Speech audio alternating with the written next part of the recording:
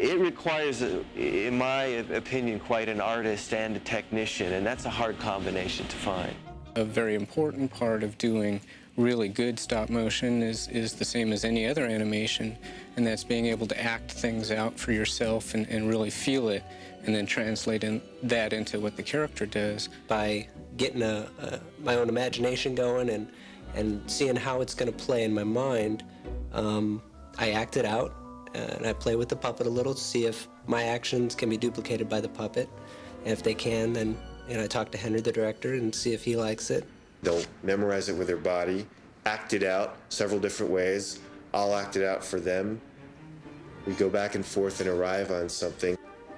Down, picks it up, looks, there's something in there, huh? Reaches inside, gets bit, and then fixes it on and leans in just as they finish.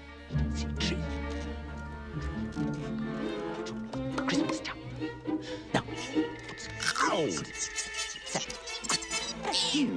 I think a lot of animators, stop-motion animators and 2D animators also, are just frustrated actors and possibly shy actors like myself who, wouldn't want to get in front of the camera. And so it's kind of the nice sense to be able to let people see you, but not really see you. I get to hide behind puppets. We know the basic blocking.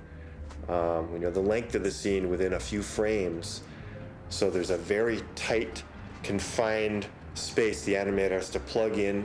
At that point, the animator becomes the character. Eureka! Jack, he's designed as a long-limbed, elegant, spider-like man, and naturally sort of wants to move that way.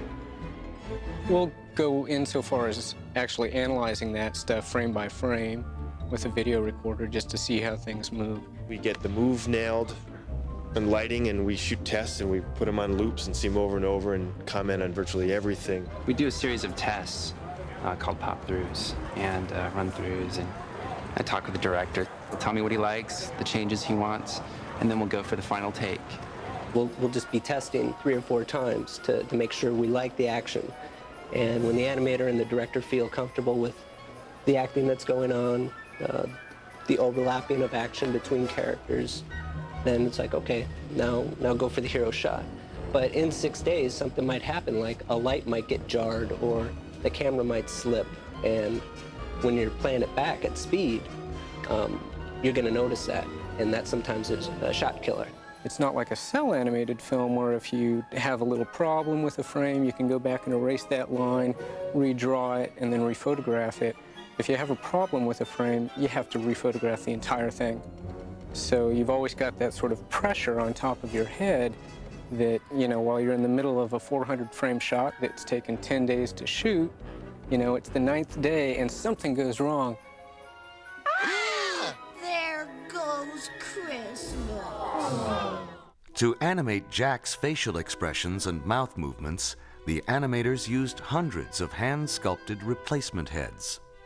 So every time he makes a different mouth position, A, E, I, O, U, and then everything in between, and then in a mad way or a sad way or a happy way or a neutral way, we have to have a whole different sculpt of the head. We might use as many as 400 distinctly different Jack heads. Voices are read on exposure sheets so we know precisely when to change a mouth position.